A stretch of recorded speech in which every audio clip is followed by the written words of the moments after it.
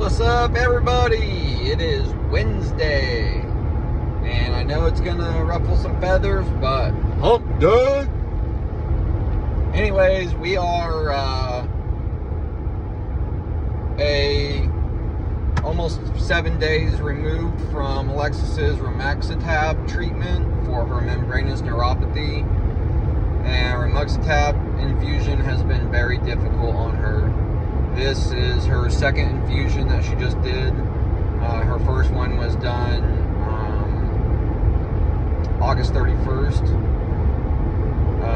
The first time she just was really fatigued. Didn't really have any good feelings as far as mood elevation and stuff like that, but she did laugh a lot more. The second treatment has been extremely rough. She had a little bit of a reaction. Well, she's had a few reactions. One of the reactions is rash on her face. It looks like she's breaking out really bad. Alexis hasn't had pimples in the 6+ years that I've known her and been with her. We thought she was breaking out, but then they didn't come to a head, so she called the nephrologist, and, well, actually her sister, Beto, told her, that doesn't look like zits to me, sister. I think that looks like a rash. So her sister is actually the one that noticed it was a rash, and then Alexis called the nephrologist, and she's been really itchy all over. She had the rash on her face, and it's not real red and inflamed. It just looks like a bunch of little pimples or hives. Super irritable, super fatigued. Like, I have never seen anybody fatigued before. And what kind of makes this tougher is we don't have a whole lot of options for help because we have 4 kids. Our oldest just turned 13 and our youngest is 7. So for the first infusion, Alexis's uncle Alex came out, which was phenomenal. What an awesome dude. And it was just incredible that somebody in her family that had the ability to come out and help was so adamant and so willing to do so. And I know that he doesn't feel like he did much while he was here, but he did. He helped get the kids to and from school, and just having another adult there who cares for and loves Alexis and is trusted by Alexis. Knowing what's going on,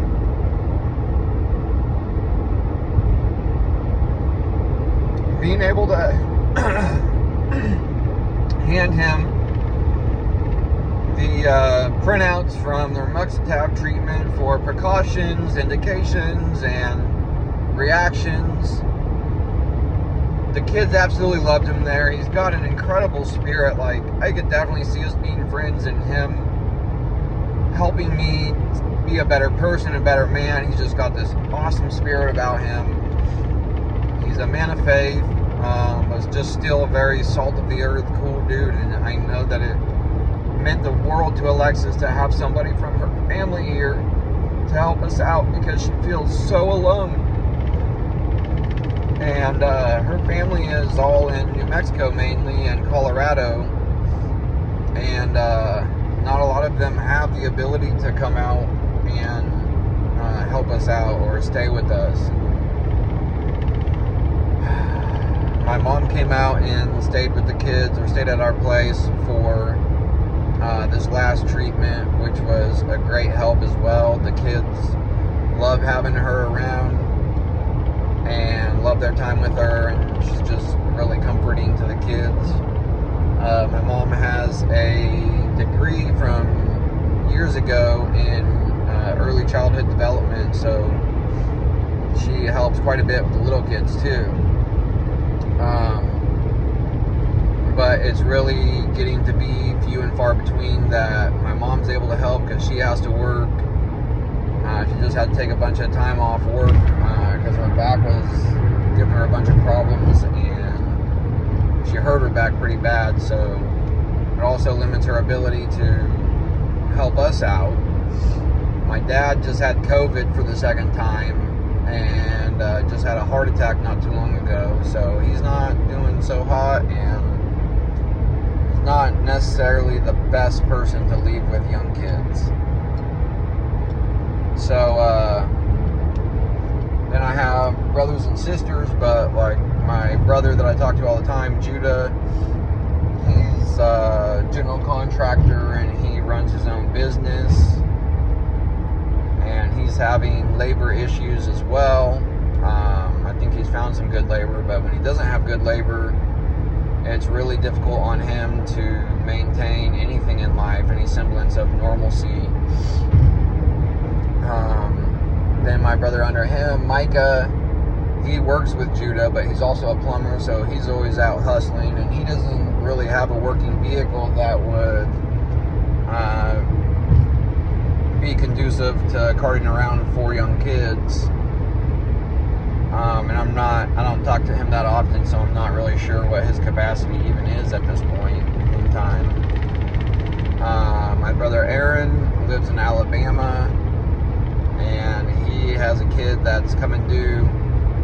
My sister Veronica just graduated college, is looking for and fielding new jobs, as well as working a full-time job in a pharmacy. And my youngest sister Angelina has 3 young girls, 2 of which she shares custody with and has a major custody battle, as well as a bunch of other stuff coming up. So she's really not in a position to come help us either.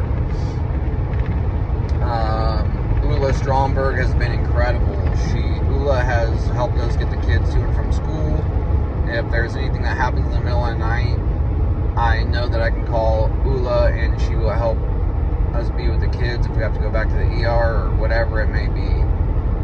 And Alexis's military family has helped out quite a bit. They organized and sent over a food train in the first weeks of this all happening.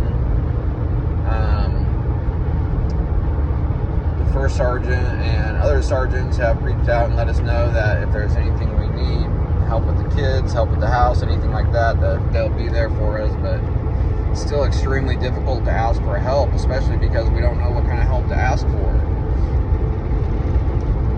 The emotional aspects of this is extremely difficult. It's beyond anything I can describe. If you're a caregiver, you know. If you're not, then sorry, but you don't. And there's still so little support for strokes and stroke survivors, stroke caregivers, so little information. Medical teams are leery about, treating or doing anything. It's just such a slow process. I expected it to be a lot faster. And now, because Alexis's left field of vision is gone, we met with a neuro-ophthalmologist a few weeks back and talked to him about seeing a low vision specialist. So he came back in his notes on her chart. His notes said that he could fit her with low vision prism glasses, which would be a huge help. I've been looking at it. She's been encouraged about it. Alexis wants to try the prism glasses so bad. And then one of the other troubles that we're facing is that we don't have a whole lot of low vision specialists in California available that deal with strokes and occipital lobe loss and those types of things. They mainly just deal with macular degeneration. So it looks like we are going to have to go to either Rochester, New York or Boston, Massachusetts to be able to meet and get services from a low vision specialist. So that information just came out this morning, right before I left for work, so we're still kind of fielding that.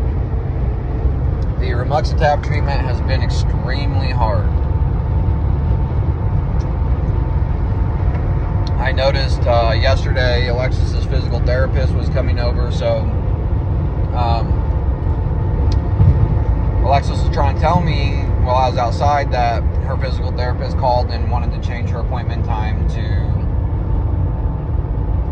12 noon. And Alexis was trying to tell me, and when she was telling me, she said, babe, the therapist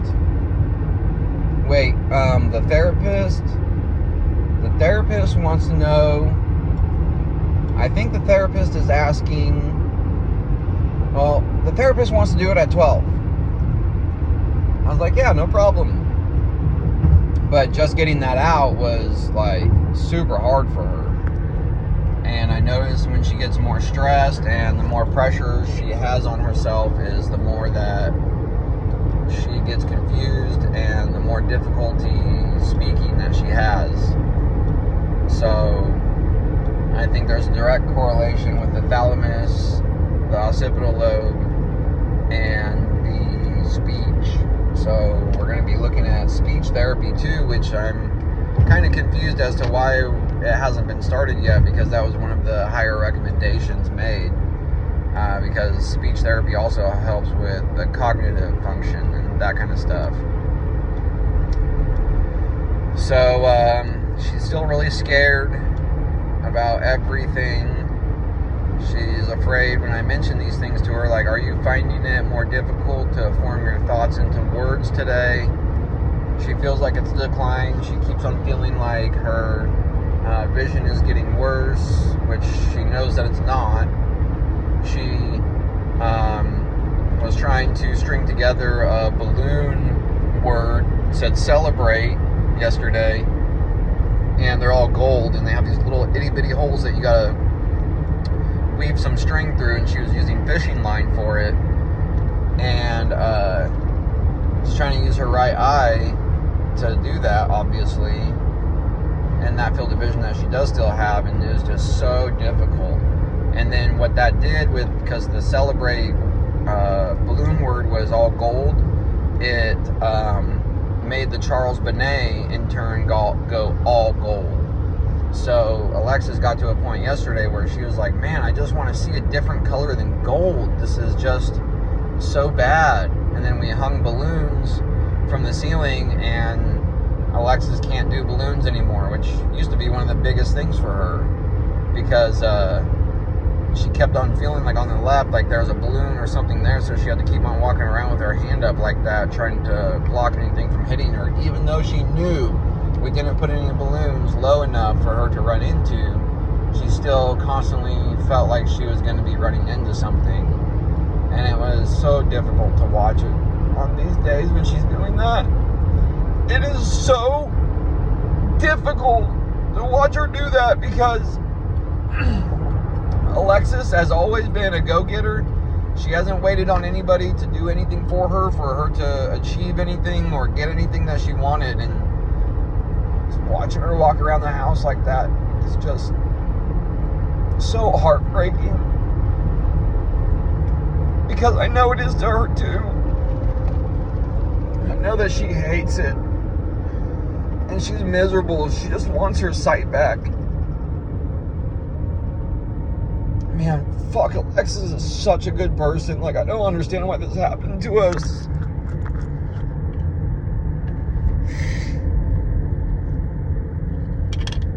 I'll never understand this. I'm just trying to be accepting of it and making the most of it. It has turned me into a completely different person for the better, which is great. And it's brought Alexis and I and the kids a lot closer. But the kids still don't get it. They don't understand why their mom is so tired. We've always been a family that goes out and does stuff all the time, always adventuring. Like, there wasn't a weekend where we weren't doing something. There wasn't a vacation where we weren't doing something. Now we're homebound.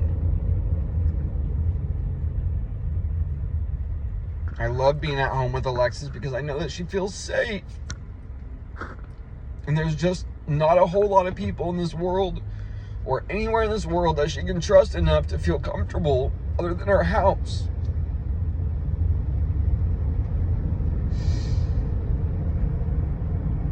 Man, there is not a whole lot of relief for any of this.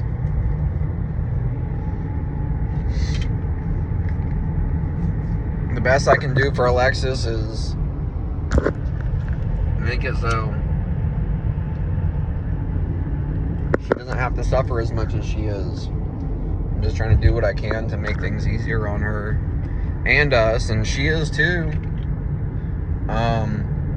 We have an older dog who gets incontinent sometimes, and she went to the bathroom in our room last night, and Alexis got up this morning and cleaned it up. She gets up with the kids and helps get them all off to school. She helps do all the morning stuff with them. She's helped with homework to the best of her ability, but even that's hard for her. Like, she can't really help the kids with their homework. It's just too much for her to focus on. Even reading with Josie and having to read some stuff like that with the one good eye is horrendous. It's really hard for her, and she's doing everything she can to make things easier. She's looked into neuroplasticity, and she's exercising a lot of those exercises and things to do there. And she is doing everything she can. She's researching all her own stuff. She's making all her appointments, taking all her medicines, making every stride for the better that she can. There is no resting on her laurels. She is a go-getter, and she continues to be that. Nobody will ever be able to take that away from Alexis. No stroke will be able to take it away from her or anything else. So now we don't have to worry about an infusion for 6 months. So next year sometime she'll need another infusion, unless this membranous neuropathy by some miracle goes away.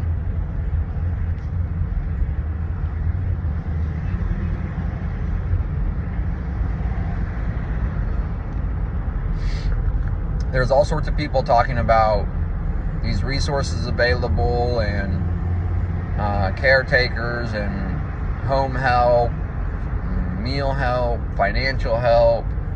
But the fact of the matter is that's like 2 other full-time jobs. Like, all your waking moments have to be used to jump through hoops, and I've been jumping through the hoops, and I still have nothing yet. I'm about to contact Health and Human Services as well as the military and see what is available, because we need to get paid for some of the stuff we're doing. I'm having to take off a ton of time from work. Man, my heart goes out to all of you that have been through this, that do not have savings, that do not have a salary, that do not have a guaranteed income. I don't know what we would be doing. I am terrible with money. If it's in my pocket, I'm looking for a way to spend it. Alexis is incredible with money, and the only reason we have any. So I give all my money to Alexis, and she does with it what we need done, you know, along with her money. But Alexis has always been the breadwinner in our family, just by happenstance. She had a better job, and I had the ability to stay home with the kids and do side work and cool custom projects, and all that awesome stuff. And now that the stroke happened, she is still getting paid. She still has a salary for sure, and still getting a check, but we're having to transition from active duty military to the VA, which, if she's medically boarded, then they will handle the entirety of that transition for us. So, you know, after 3+ years of fighting a medical discharge and putting her health last and not taking care of herself, because she was afraid to get medically boarded, has now created the situation that she's in now. But they just changed the laws or codes or regulations a couple of years ago where they cannot affect your retirement after 20 years. And that was the biggest concern. Alexis has made this sacrifice and worked so hard for 21 years, sacrificing, scrimping, and saving so that the kids could have all these benefits for school and, having financial stability while they're in school and all that stuff. And the military used to take that from people that had medical issues, even though the military is what made the medical issues. I am convinced that all of Alexis's health issues are directly correlated to the anthrax shot she was forced to get under threat of a dishonorable discharge because you won't take their fucking poison. Fuck the military power structure. Fuck the government. Fuck them right in the fucking ear. Fucking hate the government. They treat our military service members and veterans like absolute trash.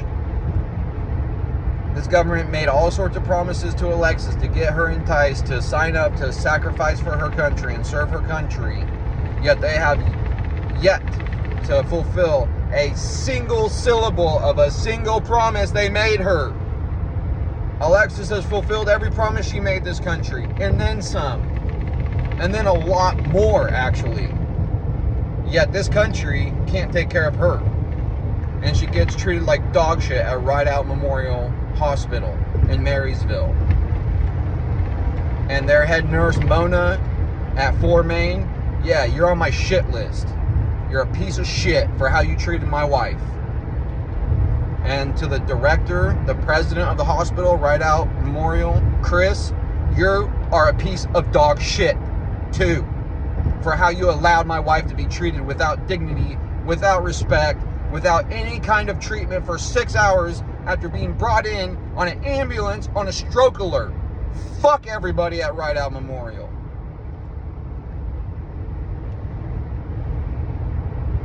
With strokes, if Alexis would have been given a blood thinner right when she got there, the chances of her deficits being minimal are very good.